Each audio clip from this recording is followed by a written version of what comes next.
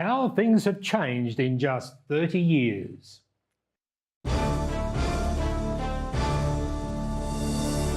I can remember getting my first laser printer. It was an Apple LaserWriter and cost me about $4,500 back in 1990, half the price of buying a brand new car at the time.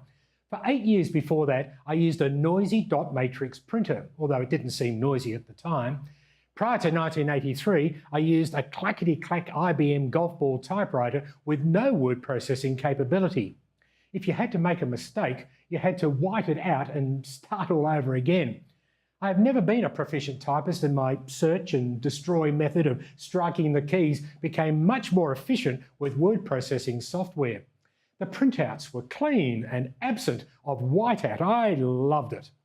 Back in 1969, a graduate named Gary Starkweather had a visionary idea while working in the copier department at Xerox in the US. He wanted to use the new laser technologies to create a printer that would scan an image and electrostatically draw it onto a piece of paper using tiny specks of baked toner dust. Starkweather's bosses at Xerox labelled his laser printer hogwash and told him to get back to something useful. But Starkweather persisted, and a decade later, the first commercial laser printers went on sale. The only drawback was that they were the size of a small car and equally expensive.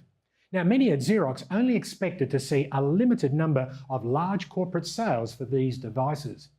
In 1979, inspired by Xerox, Japanese camera and optics company Canon developed a low-cost desktop laser printer.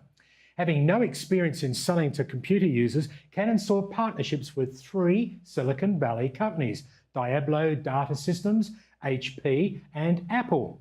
The HP LaserJet was the first laser printer intended for mass market sales, and it was released in 1984. It used the Canon CX engine, controlled by HP software. Apple introduced their LaserWriter, which also used the Canon CX engine, but its PostScript language allowed for the use of fonts, graphics, and images, as well as text. I remember it weighed in at a massive 35 kilograms and could only print 8 pages per minute in monochrome only. Well, what an amazing set of features that was for the time. Today, you no longer have to lug around a 35 kilogram desktop printer around your office, and nor do you have to pay $4,500. For less than $300, you can buy Canon's latest offering that comes with a duplexing automatic document feeder, scanning, mobile connectivity, and security ID features. It can also print in colour, rivaling the quality of most inkjet printers. It can print 11 pages per minute in its 2-sided default mode and 19 pages per minute for 1-sided pages.